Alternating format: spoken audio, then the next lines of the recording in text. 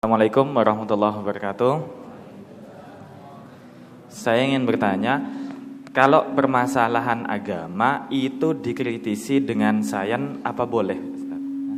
Itu yang pertama. Yang kedua, untuk yang saya pernah ngalami di satu masjid universitas, di situ witirnya itu langsung tiga rakaat satu kali salam. Jadi kayaknya baru buat saya gitu.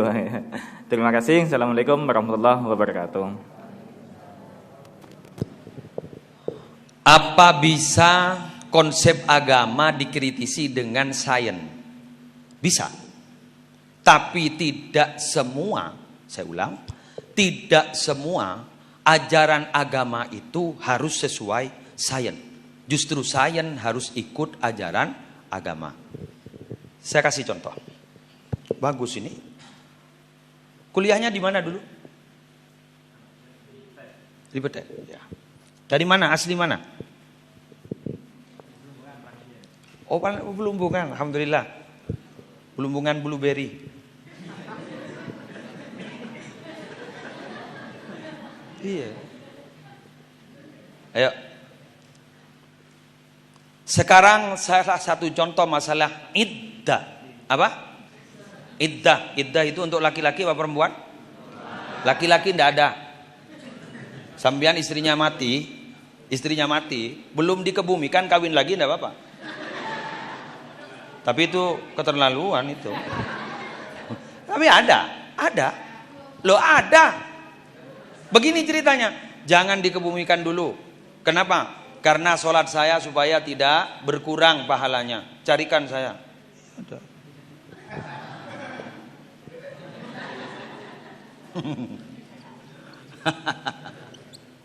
Nah, iddah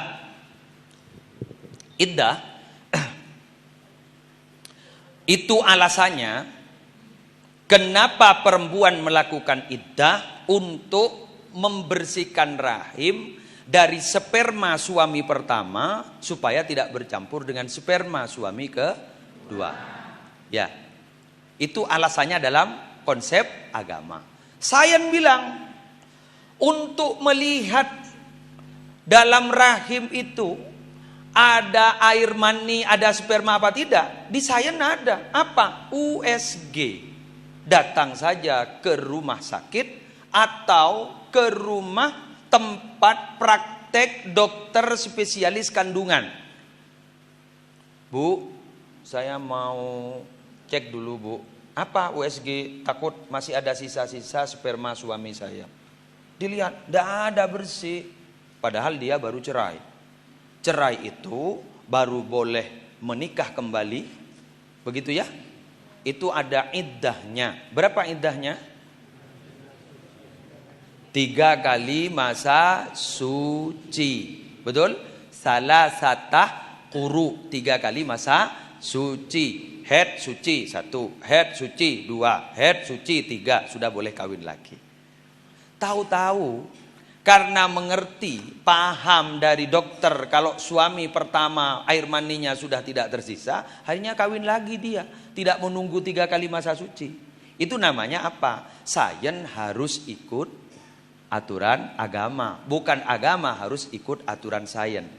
Tapi untuk mengkritisi, bukan menyalahkan, tapi mengkritisi. Kok kayaknya dalam sains begini. Itu penting. Kenapa? Fikih itu ada, hukum bisa menjadi ada jika ada illatnya. Illat itu artinya alasan. Alasan juga bisa muncul karena sains. Paham ya? Sama seperti saya kemarin, kenapa enggak langsung saya jawab plus gitu? Mencuri tegangan listrik. Saya mikir masih, ini kadar keharamannya di mana? Karena itu memang milik pemerintah, begitu ya. Yang mencuri rakyatnya, kan begitu. Karena anaknya. Jadi mikir saya, ini gimana? Ternyata faktor keharamannya mencuri daya listrik itu ternyata merugikan orang lain lah di situ.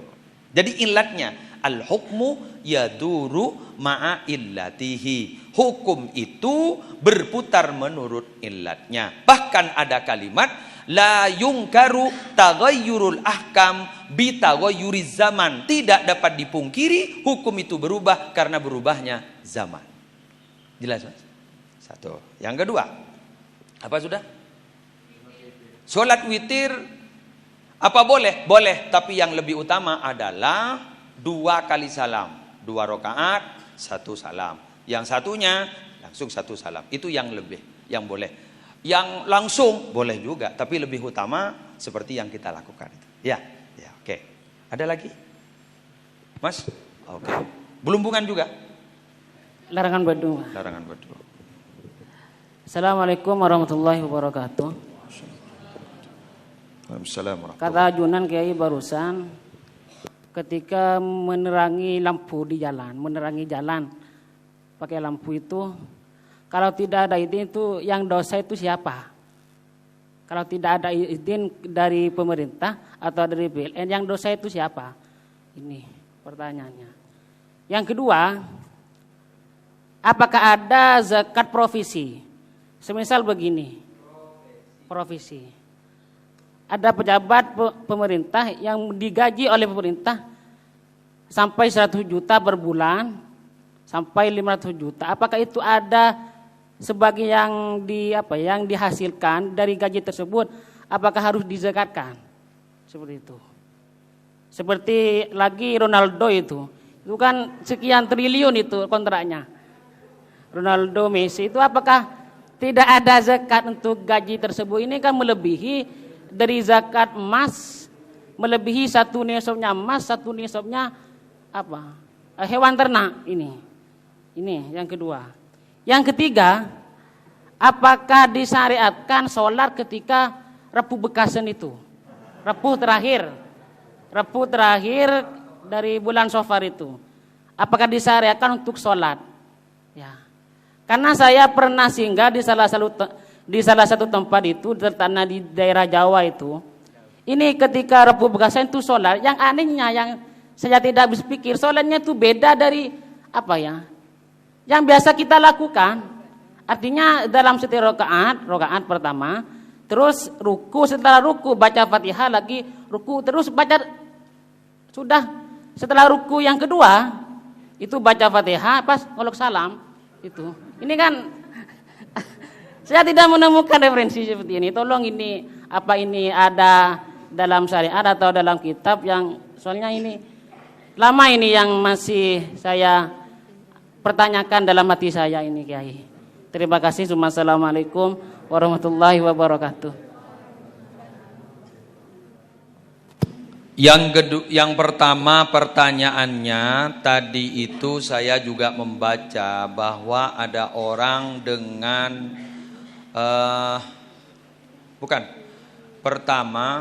pertanyaan pertama memberikan penerangan di jalan tanpa melewati jalan yang benar, tanpa ke PLN, pasang-pasang sendiri.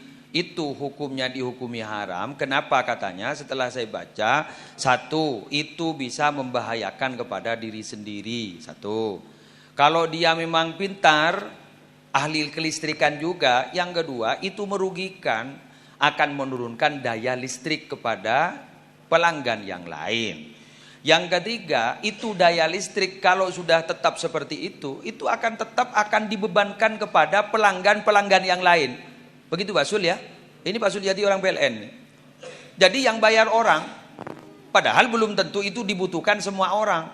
Cuma gara-gara ada orang kaya, tahu-tahu dia pakai lampu merkuri di depannya, tahu-tahu memasang sendiri tanpa lewat jalan pemerintah. Itu enggak boleh. Begitu loh ya. Siapa yang haram? Yang pasang. Ya masa saya yang haram? Ya tapi ya kalau sifatnya umum dan lewat jalan yang benar, lewat pemerintah, lewat PLN, dah haram. Tapi kadang-kadang saya bukan sifatnya umum, di depan rumah. Kan begitu kan? Kalau penerangan yang di jalan itu pasti lewat PLN, bukan lewat pribadi-pribadi, tidak. Resmi itu, paham ya? Yang kedua, zakat profesi. Zakat profesi ini adalah ulama kekinian yang menjelaskan. Ada yang menolak. Kenapa? Ibadah itu harus bersifat ubudiyah, itu harus ada mengikuti hukum-hukum syariat yang telah ada. Ulama-ulama terdahulu tidak ada yang menjelaskan bahwa profesi sebesar apapun harus dizakati. Siapa yang menolak ini? Satu contoh yang menolak adalah Dr. Wahbah Zuhaili yang ngarang ini. Yang ngarang ini.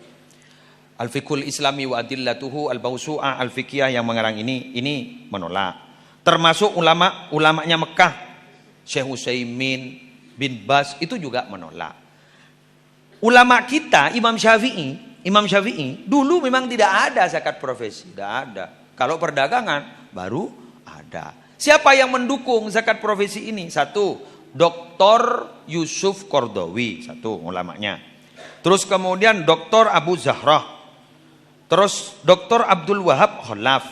Bahkan dalam muktamar internasional pertama tentang zakat di Kuwait pada tanggal 29 Rajab tahun 1404 atau 1984 sepakat wajibnya zakat profesi.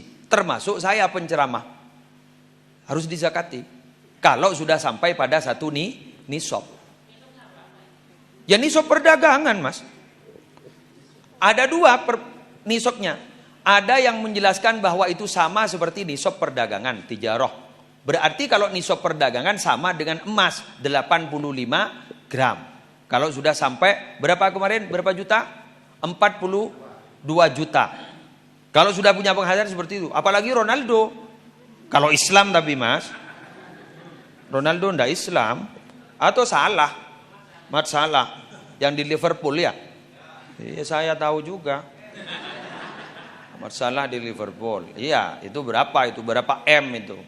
Itu kalau mau mengikut pendapat yang kedua. Jadi begitu ya.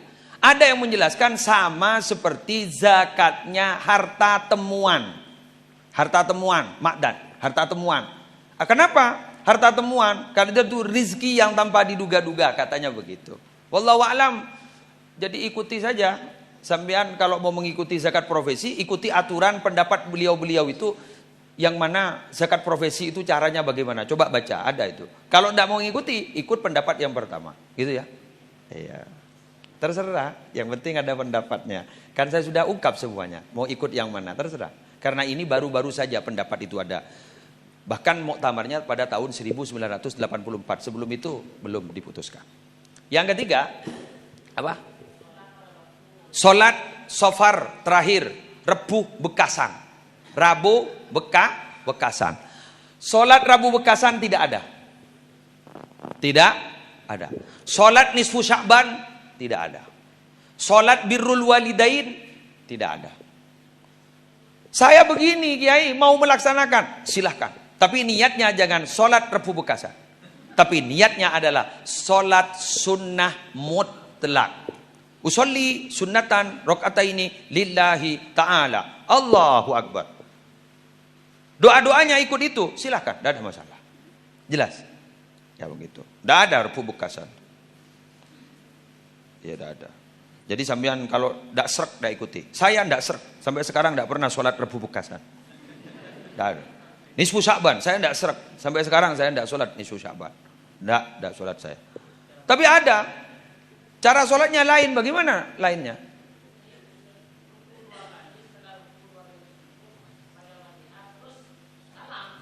Aduh, itu membuat-buat itu dalam agama itu.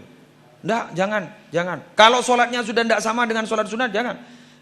Yang sampai ruku 2 kali itu kan hanya gerhana kan. Iya kan, gerhana. Di luar gerhana tidak ada itu. Jangan. Apalagi sudah seperti itu. Aneh-aneh itu namanya. Sholat itu hati-hati loh. Kalau tidak ada tuntunannya haram. Sujud itu hati-hati. Kalau tidak ada tuntunannya haram. Sampean tahu-tahu setelah sholat, tahu-tahu sujud. Sujud apa itu? Tidak akan ada orang-orang habis Assalamualaikum warahmatullahi wabarakatuh. Tahu-tahu nampak sujud. Sujud apa itu namanya? Sujud syukur. Dapat nikmat apa sampean? Sehat kan tiap hari kalau sehat. Nikmat yang tahu-tahu itu mendadak dapat mobil, sujud syukur. Tahu-tahu anaknya lahir, alhamdulillah. Katanya rencana mau disesar kok enggak disesar. Sujud syukur. Begitu. Hati-hati sujud itu. Ya, hati-hati. Silakan. Ada lagi. Assalamualaikum warahmatullahi wabarakatuh. Ini di luar tema tentang sosial media. Yang mengikuti zaman pasti punya yang namanya sosial media, tua ataupun muda. Yang saya mau tanyakan, bagaimana hukumnya seorang wanita yang mengunggah foto atau videonya di Facebook atau IG yang bersifat umum yang dilihat oleh laki-laki yang bukan mahramnya.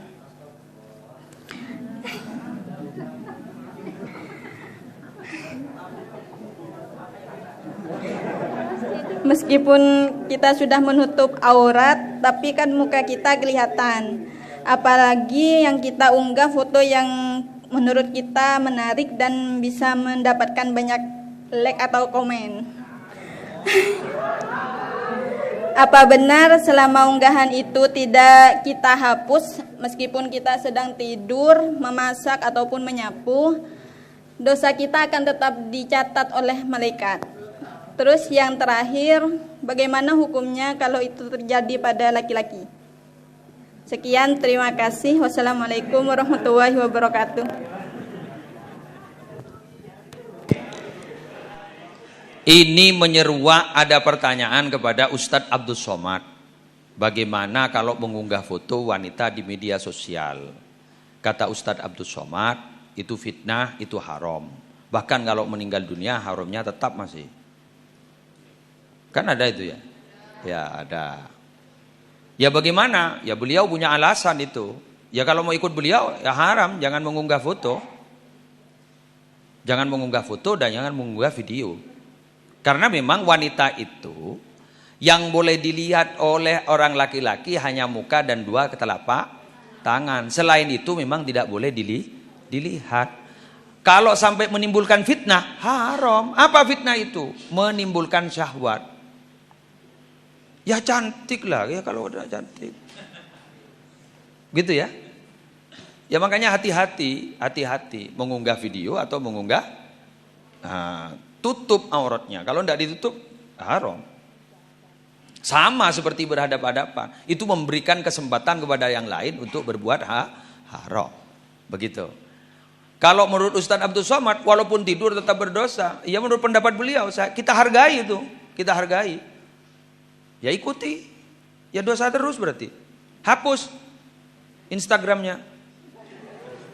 Foto-foto di Instagram, Facebook, apa hapus. Hapus. Kalau ikut itu. Kalau laki-laki, enggak, apanya yang fitnah laki-laki?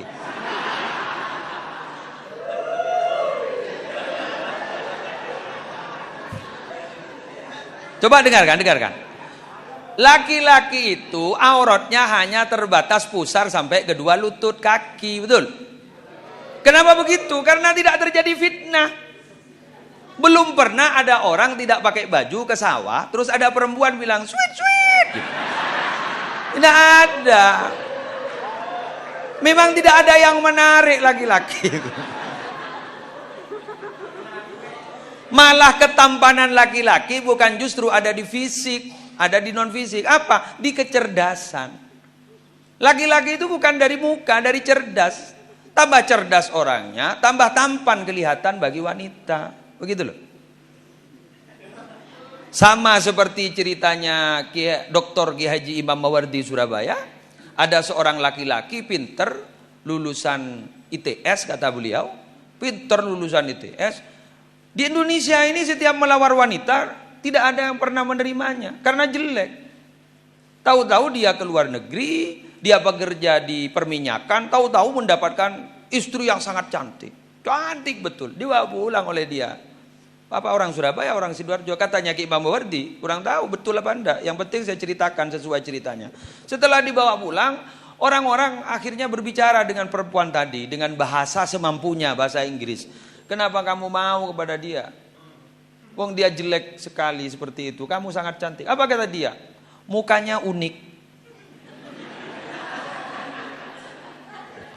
Mukanya unik. Jadi karena dia pinter, walaupun jelek ada saja alasan perempuan, unik katanya. Luar biasa. Jadi laki-laki itu bukan terletak pada mukanya yang menjadi menarik, terletak kepada otaknya. Kata Sayyidina Ali bagaimana? Aqlul mar'ati jamaluha wa jamalur rajuli aqluhu. Akalnya perempuan itu yang dipentingkan adalah kemolekan. Jadi pakai apa ya? Ya, semua sudah dipakai di mukanya supaya dibilang cantik. Tapi kalau laki-laki, tampannya laki-laki itu terletak pada akalnya, gitu loh. Makanya laki-laki ini kalau pakai baju serampangan, yang penting suci dipakai sudah. Nggak pernah mikir matching apa enggak. Kalau perempuan kan bingung milihnya. Mau pergi arisan masih dipikir ini apa ini. Apa ini. Begitu kan? Iya, masih dipikir-pikir. Coba wanita itu kalau mau pakai jilbab kan harus sesuai dengan baju. Iya, betul nggak? Iya, matching. Kalau wanita cari jilbab, mau beli jilbab ke toko saya, pasti dibawa bajunya. Disesuaikan. Ini masuk apa enggak ini? Gitu. Kurang coklat, masuk coklat. Kalau laki-laki enggak. Sarungnya sesuai dengan atas, enggak mikir, yang penting suci. Ini Jiholil ini saya ini itu. Pakai putih terus. Kata orang, Ki Musle itu bersalin apa enggak ya? Ki Musle itu ganti baju apa enggak? Kok putih terus begitu? Makanya sesekali saya enggak pakai putih di sini. Supaya sampean biar enggak suudon, saya takut sangka enggak salin. Makanya ipar-ipar saya itu di Belumbu kan, setiap ada orang tidak pakai baju putih atau di toko ada baju putih, pasti ngomong begini, Kak Musleh. Karena saya senang baju putih itu. Walaupun kemana-mana pakai baju putih saya. Iya, pakai baju putih. Sesekali hanya pakai lengan pendek, tapi harus polos. Kalau tidak polos tidak mau saya. Kurang srek. Kenapa? Saya ingat loh, salah satu kesunahan itu ikut Nabi adalah pakai baju putih. Saya senang itunya. Dan lagi ketahuan kalau kotor. Langsung kotor, langsung dicuci. Pakai baju putih ini, pakai baju putih. Besok putih lagi. Di almari saya coba sampean kalau mau lihat putih terus. Kalau yang batik paling hanya sekali dipakai. Numpuk-numpuk enggak pernah dipakai. Kalau putih dia saya pakai. Dia senang. Jadi ini yang laki-laki ini mana ada matching enggak ada. Coba ini yang perempuan buka mukenanya. Kayak kemarin itu kan enggak pakai mukena itu. Coba lihat. Jilbabnya sama bawahannya. Coba lihat, kan matching. Kalau pink. Allah Tuhan. Coba lihat. Paham ya? Dul, ayo Dul. Assalamualaikum. Ada seorang laki-laki yang hendak menikah. Dan laki-laki ini punya dua pilihan, Yai. Satunya perawan, satunya janda anak dua.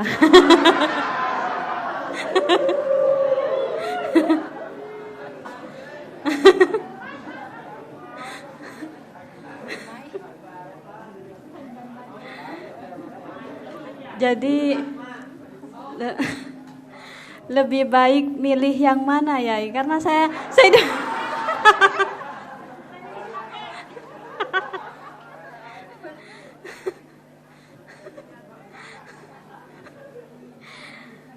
saya dengar itu, Yai, kalau menikahi janda itu katanya pahalanya besar. Jadi pada akhirnya kan janda selalu depan, Yai.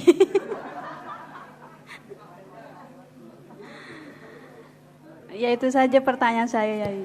Terima kasih. Wassalamualaikum warahmatullahi wabarakatuh.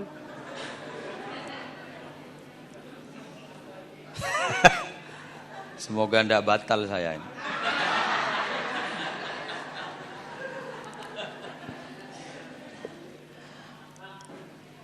Ada dua pilihan orang mau menikah, satu janda, satu perawan.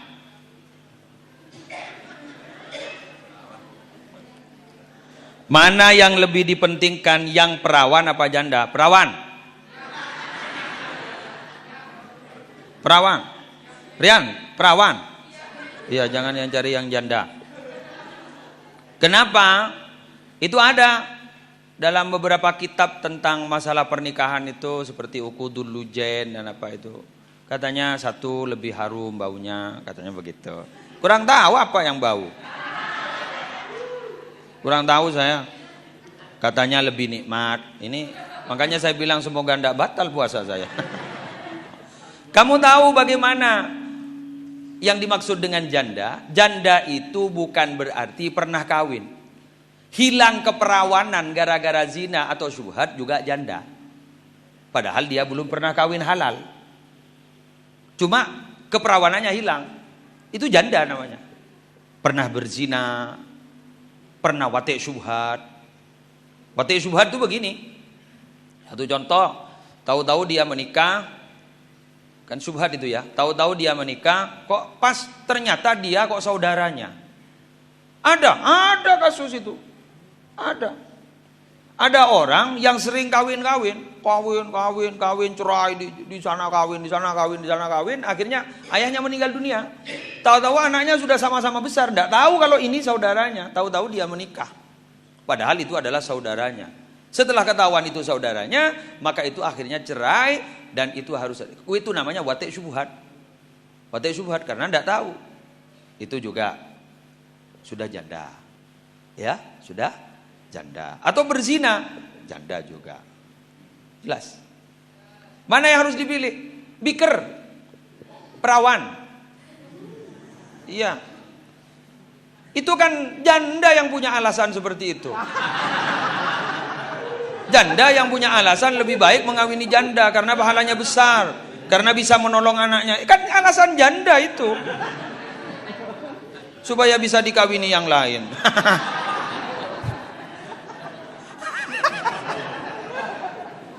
Ada-ada saja sama. Saya tidak pernah dengar.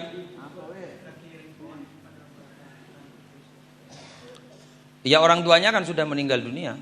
Orang tuanya meninggal dunia. Kalau kecuali orang tuanya memang tidak meninggal dunia, tidak diberitahu. Kalau orang tuanya tidak meninggal dunia, yang jelas diberitahu kalau ini saudaranya. Apaan lah ada umur, sekut bin kabinan. Apaan lah ada umur. Tapi ternyata sana mereka akapin, pas tepak akad ternyata. Saya kata, ya tak dus, ya apaan lah ada umur. Amun beda umur. Itu usah pakai akapin. Sana lagi. Oke. Ya ayahnya juga sudah tidak tahu. Anaknya ada di mana sudah tidak tahu. Terlalu banyak dia menikah. Saya pernah bertemu dengan orang laki-laki yang pernah menikah 60 kali lebih. Hidup masih orangnya sekarang. Kemarin ngundang saya, beberapa bulan yang lalu ngundang saya. 60 lebih.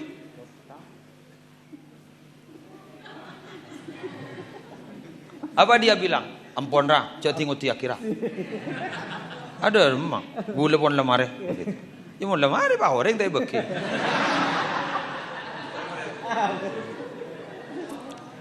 Ada lain, silakan. Perawan Malia, jangan janda. Ayo. Assalamualaikum warahmatullahi wabarakatuh. Tadi Pak Kiai menjelaskan masalah carok, kan yang mati juga masuk neraka, yang hidup juga masuk neraka. Yang saya tanyakan seperti ini, misalkan kan yang harus diperjuangkan harta, agama, tuh istri. Misalkan satu contoh istri selingkuh.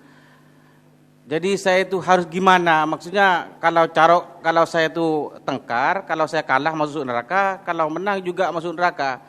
Jadi minta penjelasan dari Pak Kiai. Cari perawan lain.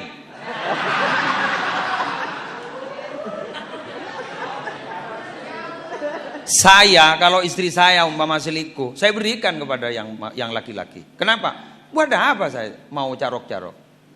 Buat apa? Karena memang yang perempuan itu sudah mau kepada laki-laki lain. Buat apa? Yang dipertahankan itu istri yang mau diperkosa. Kan begitu. Tahu-tahu istri mau dirampok, di rumah mau dirampok. Sekuat tenaga kita harus membelanya. Kalau memang sudah mau di atas ranjang, kasihkan wong perempuan banyak.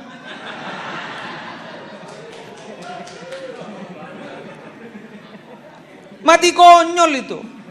Mati konyol. Harga diri. Yang harga diri buat apa? Ketimbang kita masuk neraka nanti. Yang harga diri itu apa? Kalau ada rampok, tahu-tahu kita mau dibunuh, sekuat tenaga kita membalas. Mempertahankan diri, mempertahankan anak, mempertahankan harta. Harus itu. Kalau kita memang sudah tidak bisa membalas, ya sudah. Berikan hartanya. Kalau sudah tidak bisa membalas. Sama seperti ceritanya Umar ibn al-Khattab. Bersama rombongan, tahu-tahu ada orang mencegah beliau. Jangan masuk desa situ, Sayyidina Umar. Kenapa? Di situ ada penyakit taun. Akhirnya Sayyidina Umar tidak ikut jalan itu, cari jalan lain. Ditegur Sayyidina Umar, apakah Anda tidak percaya kepada takdir? Justru saya pindah dari tempat itu ke tempat ini, justru itu karena saya percaya takdir. Menghindar dari takdir yang jelek menuju kepada takdir yang baik, gitu katanya. Seperti ini. Tembok ini sudah mau roboh. Saya masih duduk di sini. Salah saya. Karena percaya takdir. Kalau pas waktunya roboh ya roboh. Kalau takdirnya tidak roboh, tidak roboh. Tidak usah mikir takdir, wong ini sudah miring. Sampean begini, ada rampok. Kalau sampean lewat ke timur ada rampok. Kalau lewat barat aman. Lewat barat sampean. Jadi kalau sudah ada bahaya, hindari. Lah, pas pada waktu itu kita rampok, kita dirampok kan? Kita dirampok. Dan bisa kita membalas, ayo balas. Tidak ada masalah. Dan istri dibela karena mau diperkosa, dibela. Mati tidak apa-apa. Matinya tidak konyol itu. Anak kita mau dibunuh, balas kita membalas. Duel kita. Keluarkan semua, teku sekelan, teku sekilo. Duel. Tapi kalau memang istri kita selingkuh dan tahu-tahu memang sudah ada masuk ke rumah orang atau memasukkan orang lain ke rumahnya sampean, kasihkan, konyol sampean. Konyol sampean kalau carok. Bagi. Nyari lain. Nyari lakoh. Reng bini apa aja. Kan begitu kan? Itu kan berarti wanita yang memang sudah tidak sanggup untuk apa? Untuk iya. Jelas? Sudah, ada lain? Oh, ada wanita itu terakhir itu. Ada masih? Iya sampean. Mari. Tidak apa-apa, saya masih kenyang.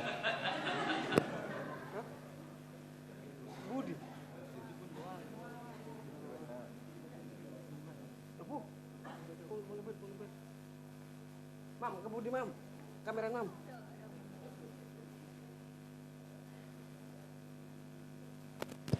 Muslimat ini tambah seru pertanyaannya ya. Ya, mari tambah berani. Assalamualaikum warahmatullahi wabarakatuh. Di luar materi Pak Kiai, pertanyaannya bagaimana hukum wanita dewasa yang sudah berkali-kali mengalami haid tapi dia kurang paham tentang masalah haid. Yang saya tanyakan bagaimana hukum-hukum haid sebelum wanita itu tahu hukum-hukum haid tersebut. Yang kedua, bagaimana dengan bayi keguguran, apakah harus didoakan meski belum umur genap 4 bulan? Soalnya menurut sebagian orang-orang awam, dulu bayi tersebut harus tetap didoakan karena masih termasuk keturunan dari kita. Yang ketiga, ada yang bilang anak itu didikannya harus dengan cara halus. Bagaimana cara mengatasi anak nakal sekiranya anak tersebut tidak melawan orang tua? Kadang anak nakal sampai menendang-nendang orang tua tersebut. Apakah boleh mendidiknya dengan cara kasar? Bagaimana sikap orang tua mengatasinya? Terima kasih. Assalamualaikum warahmatullahi wabarakatuh. Pertanyaan pertama ini saya mau jawab sekedar usulan. Wanita itu memang wajib mengetahui, memahami tentang haid, gitu ya. Saya rencana memang mau mengundang di sini diklat haid 1 hari. Mau sampean? Yang laki-laki enggak usah. Kenapa sampean? Sampean mau haid juga. Mau ikut laki-laki? Ya. Saya mau mengundang Kiai Nur Hashim itu dari Pasuruan tapi kawin ke Bangkalan, memang ahlinya. Ini wajib memang. Wajib tahu. Yang laki-laki juga kalau mau tahu. Di situ sampean cuma hanya dibebani beli bukunya beli. Kalau kiainya saya yang mau nanggung. Sampean ndak usah ikut-ikut. Saya mau nanggung. Cabisna, tak tahu kan cabisna. Orang searea bentah bah tak cabisna. Setiap yang bulan pasaan. Halalan ini pasaan tak. Itu ya, enggak gurau, tapi agak serius. Jadi sambian beli bukunya itu ada. Bahkan beliau sekarang sudah menciptakan kalkulator head. Kalkulator head, sambian headnya kan kadang enggak teratur ya, enggak teratur begitu. Itu harus tahu jamnya, harus tahu waktunya, jamnya jam berapa mulai head, itu dicatat di kalkulator itu. Terus kemudian headnya nanti suci tanggal berapa, kemudian diketik, itu ketemu. Jadi yang dianggap head tanggal sekian. Yang bukan head tanggal sekian. Sudah menciptakan itu sekarang. Itu mau saya datangkan ke sini. Mau ya? Mau. Saya mau konsultasi, mau telepon. Tapi itu harus sehari tapi. Bingung sampean. Minggu ya? Sehari. Itu ada nadoman-nadomannya di bahasa Indonesia kan. Jadi dan itu live biasanya. Beliau bawa alat sendiri. Tapi tempatnya tetap di sini sampean. Dia harus diperhatikan. Laki-laki juga kalau mau tahu khawatir istrinya tidak paham, sampean yang paham, gitu ya. Ya, sepenting sampean beli bukuna, dekian menjabisna gula sing ngator. Pon, tenang. Yang kedua. Pertanyaan yang kedua, apa sudah, Mbak? Suaranya mana sudah? Tentang masalah apa? Oh, anak yang keguguran kurang 4 bulan itu masih belum berbentuk janin, sudah berbentuk janin tapi belum nafkhir ruh, belum hidup, itu apa didoakan? Begini, bayi keguguran itu atau anak qoblal bulugh sebelum balik itu kalau mau didoakan adalah doanya dari Nabi itu, jadikanlah dia sebagai simpanan orang tua yang akan menunggu orang tua di surga. Gitu doanya. Gitu ya. Bukan didoakan Allahumma firlahu warhamhu. Ampuni dosa-dosanya. Ada bayi diampuni dosa-dosa memang tidak punya dosa. Begitu ya. Ya, yang ketiga, apa boleh kita mendidik anak dengan kasar padahal dia nakal? Ya. Begini, saya mau cerita. Nabi itu pernah suatu ketika menegur sahabat karena sahabat itu pernah melihat Nabi mencium cucunya, dicium. Ditanyakan oleh sahabat itu,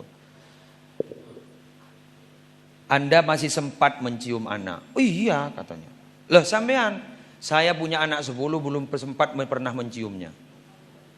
Akhirnya Nabi menegurnya, man la yarham la yurham. Siapa yang tidak mencintai orang, tidak mengasihi orang, dia tidak akan mungkin dikasihi oleh orang lain. Anaknya tidak mungkin mengasihi, satu. Yang kedua, pernah suatu ketika ada bayi, ada anak kecil digendong oleh Nabi, tahu-tahu kencing.